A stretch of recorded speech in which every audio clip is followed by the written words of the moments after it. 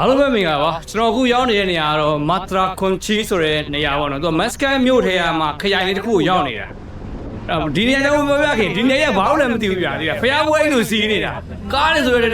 လူတွေဆိုလည်းအများကြီးပဲဒီနေရာအဲ့လိုရောစီကားဗျာကျွန်တော်ဒီနေရာအကြောင်းပြောပြရရင်ဒီနေရာကဒီနေရာလေးရပေါ့နော်ချိန်တုန်းကအာဖရိကနဲ့အာရှကိုဆက်သွယ်ပေးတဲ့ကုန်ကူးတန်းရောင်းဝယ်တဲ့အဓိကအချက်ချကြားတဲ့စိတ်ကန်းနေရပေါ့နော်ကုန်ဖလှယ်တဲ့နေရအဓိကတော့ AKD ခါကအင်အားကြီးတယ်ဆိုတာအိန္ဒိယတို့တရုတ်တို့အာဖရိကတို့ကြားထဲမှာသူတို့ဟင်းခတ်မွေးကြိုင်နေပါတယ်သူတို့ရောင်းဝယ်ဖောက်ကားတဲ့နေရာပေါ့ဗျာဆိုတော့တအားအင်အားကောင်းတဲ့နေရာဒီနေရာကဒီဝိုင်းရအဲ့လိုမျိုးချက်ချကြားလို့လေပေါ်တူဂီတွေကဒီနေရာကိုလိုချင်ကြတယ်ပေါ်တူဂီတွေကဒီနေရာကိုလိုချင်တဲ့ခါကျတော့သူတို့ကတိုက်ခိုက်သိမ်းပိုက်မှုစူးစမ်းတယ်အဲ့ချိန်မှာအိုမန်လူမျိုးတွေကဒီမာထရာဆိုတဲ့နေရာမှာခံတက်ဆောက်ပြီးတော့ပေါ်တူဂီတွေကိုစန့်ကျင်တိုက်ခိုက်ခဲ့ကြရတယ်ပေါ့နော်ဆိုတော့အဲ့ဒီခါတုန်းကအဲ့လိုစန့်ကျင်တိုက်ခိုက်ခဲ့တာကိုသူတို့ကဂုံယူတဲ့အနေနဲ့ဗျာသမိုင်းဝင်အမှတ်တရအနေနဲ့သူဒီနေရာကိုရှေးဟောင်းနေရာပြုပြင်ထိန်းသိမ်းပြီးတော့ tourism attraction ရှိတဲ့နေရာတစ်ခုဖြစ်ဖန်တီးလိုက်တာပေါ့ဆိုတော့ဒီနေရာကသူတို့ခံတက်ပြင်ဆင်ခဲ့တဲ့ခံတက်ကိုလာပြီးလေ့လာလို့ရတယ်အပြင်အဲ့ဟင်းတုံကအရင်နာမည်ကြီးခဲ့တဲ့ဟင်းခတ်မွေးကြဖလှယ်တဲ့ဈေးကသူတို့အခုချိန်မှာအိုမန်ရဲ့တမိုင်းဝင်ပစ္စည်းတွေအဲ့လိုရိုးရာပစ္စည်းတွေရောင်းချတဲ့ဘယ်လိုပြောရမလဲအိုမန်နိုင်ငံမှာဆိုရှေ့အကြဆုံးဗျာဈေးတစ်ခုအဖြစ်တင်ကြရညာတစ်ခုဖြစ်သွားတယ်ဒီအခုမြင်ရတဲ့တင်မော်ကြီးနဲ့ဒီအပေါ်က view ဆိုရင်တော့ဒါလုံးဝဗျာဒီနေရာမှာအထင်ကြရဒီအိုမန်နိုင်ငံရဲ့လုံးဝအထင်ကြရနေရာတစ်ခုပေါ့နော်မြင်ကွင်းတစ်ခုပေါ့လေဒါတော့သူတို့ခံတက်ကိုသွားဖို့အတွက်ပေါ့ဒီခံတက်ပေါ်ရောက်ဖို့အတွက်နည်းနည်းတောင်ကြားလေးကိုတက်ရတာလှတာပဲဗျဒီပေါ်တက်ရင်တော့ပတ်စံပေးရတယ်တော့ပြောရဗျဘယ်မှာပတ်စံပေးရတယ်တော့မသိဘူးဗျကျွန်တော်လောဆယ်ကြီးတော့ပတ်စံပေးရတဲ့နေရာမတွေ့သေးဘူးသူများလှုပ်တိုင်းလူအုပ်စုကြီးအများနဲ့လှုပ်တိုင်းရှောက်မလုံးနဲ့လို့ကြားဘူးလားလူတွေအများကြီးပဲဗျာဟိုဘက်ကလမ်းရှောက်နေကြ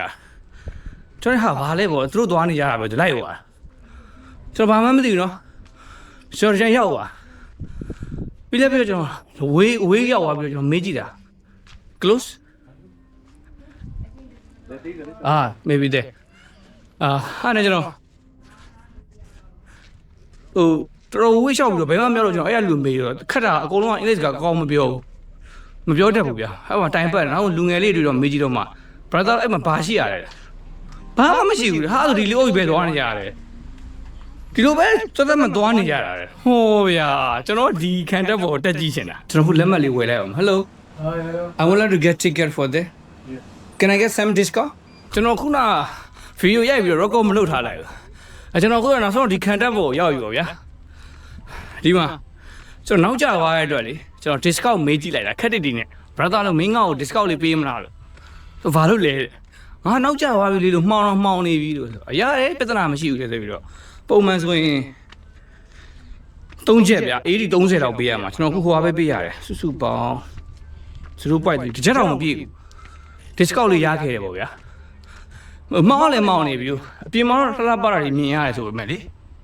ဟာဒီမှာဒီဘောကြီးကလှပါတယ်တော့လှတယ်ဒါဆိုတော့ခံတက်ကြည့်ပေါ့ဗျာနော်မထရာဖော့ဟုတ်တရားမှာလားဒီမှာလေဟာလေ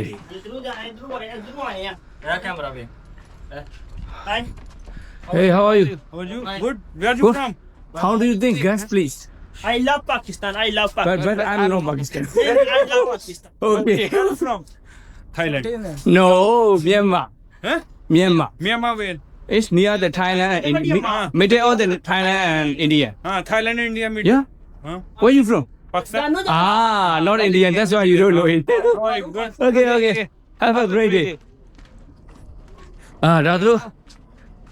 ဒါပေါ်တူဂီကိုပြစ်ခဲ့တဲ့အနောက်ကိုပေါ့လေ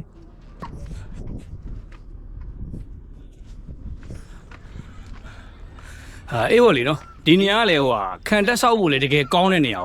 ကိုဒါကျွန်တော်အပေါ်ဆုံးတော့မရောက်သေးဘူးဗျာဒီကရင်ချီလိုက်ရန်လူတွေဟိုဘက်ကချီတက်လာမလားဘယ်ဘက်ကလာမလဲမြင်ရတယ်သိရမလားဒါဒီနေရာတွေမှာကိုယ့်တက်မတော်သားတွေကတန်းစီစင်သိယူအမြောက်တွေပါနေတန်းကျုံလို့ရတာဟိုဒီဘက်လာတယ်ကျွန်တော်တက်မှမူဖြစ်တာတွေ့လားအဲ့လိုစစ်ပြူဟာကျွယ်ဝ အော်ဒီမှာလေဒီမှာဒီကအမြောက်ကြီးရဒီမှာအမြောက်ကြီးမြင်ရတာတော့မကြည့်ဘူးဒီမြောက်ကြီးနဲ့တွေ့ရမှာဟိုမှာတင်းမောရတာရန်သူတင်းမောရပေါ့ဗျာဟမ်ရဲရင်တွေ့မှာအမြောက်နဲ့ဟာဟိုမှာဘလူးလည်းရှိတယ်ဗျာ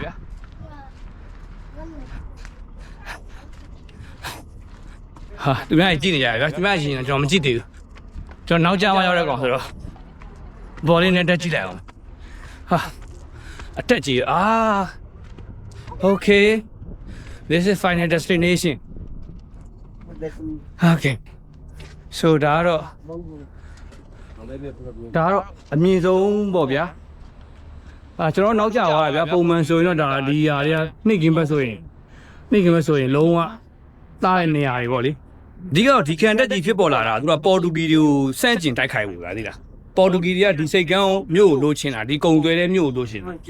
ဆိုတော့ဒီကုံသွဲမြို့ကိုလိုချင်တော့ဒီနေရာလာတိုက်ခိုက်တော့သူကပေါ်တူဂီတွေကိုတိုက်ခိုက်ဖို့ဒီဟာကိုစောက်ခဲ့တယ်ဒါကြီးတွေနဲ့တိုက်ခိုက်မှာဗျာသိလားတော့ဒါကြီးကတော့ဘာညာတတ်တော့လေးဘန်ကာလေးကဘန်ကာလေးဒီမှာဘာညာရောဒီမှာဒီပါ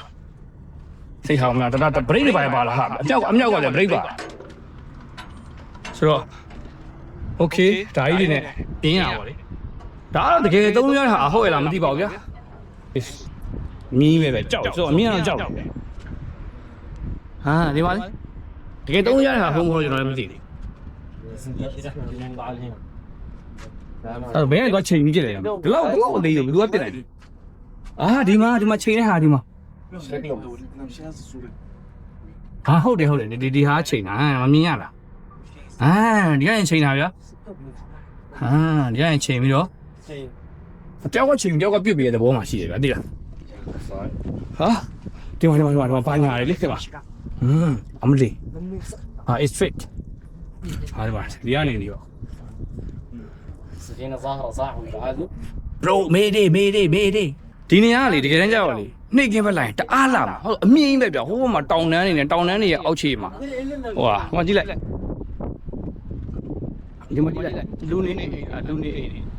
ဟိုတောင်တန်းတွေရဲ့အောက်ခြေမှာလူနေအိမ်နေဆိုတော့နှိမ့်ကင်းဘက်ဆိုရင်လည်းတအားလာမှာဒါညဘက်လာတော့လေနော်ကင်မရာထဲမှာတော့ရှင်းလေးမြင်ရမယ်ဒါပေမဲ့အပြင်မောင်းတော်လှဗျာမျိုးမီဒီတွေ့တာပင်လေမှာရောင်ပြန်တဲ့ line တွေဟိုမှာတင်မော်ကြီးတွေဒါတွေကတော်တော်လှတယ်ကျွန်တော်အောက်ပြန်ဆင်းမယ်တိတ်ကမဲ့ဆိုဒီအောက်ဆင်းတာအရင်ကြောက်စရာကောင်းပါဗျာဘာလို့အမြင်ပဲကျွန်တော်ခုတော့မှနေချင်းတုံချင်နေတာသိလား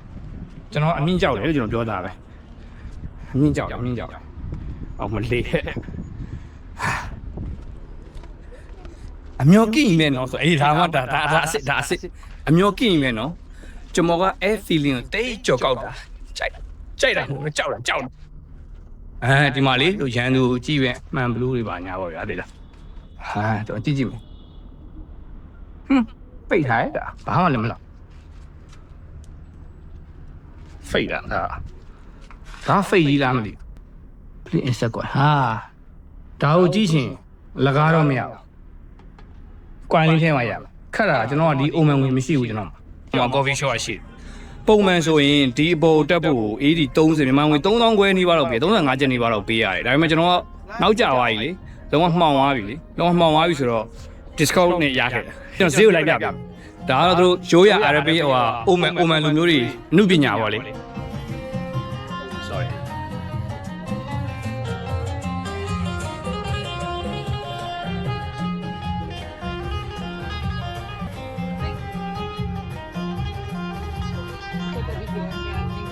အဲ့လည်းမိုက်တယ်ဒါဒီလိုလေးပဲလုံးဝလို့ခိုင်မာတော့လုံးဝရှယ်ကြီးဆောက်တယ်ဒီ one sniper နဲ့ XK sniper တော့မရှိဘူးဗျာဒီမှာ sniper ရှိရင်တော့မိုက် XK sniper ရှိတော့ဒီဘောနဲ့ sniper နဲ့ပြည့်တော့တစ်ချက်တစ်ကောင်ချီလေးမောင်း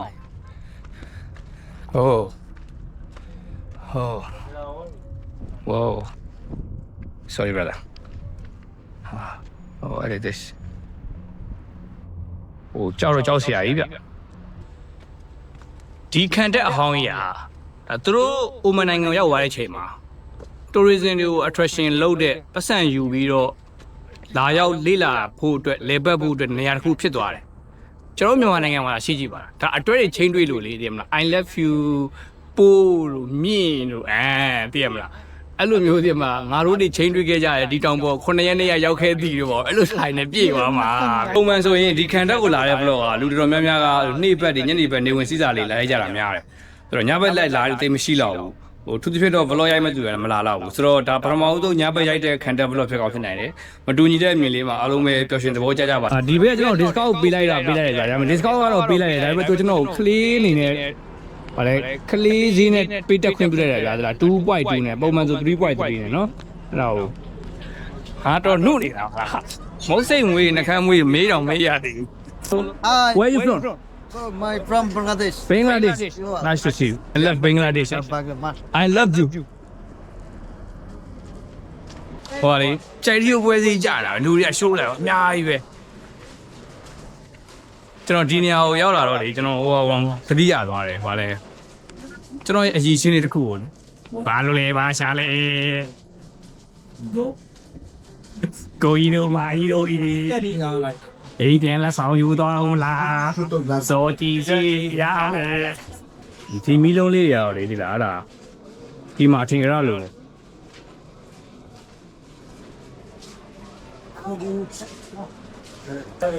ဒီမှာလေပစ္စည်းတွေဈေးကြီးရနေတာအဲ့ဒါမဝယ်တာဘောဒီမှာဒါအားလာတဲ့မီးခွက်ပြတယ်ဒါဆို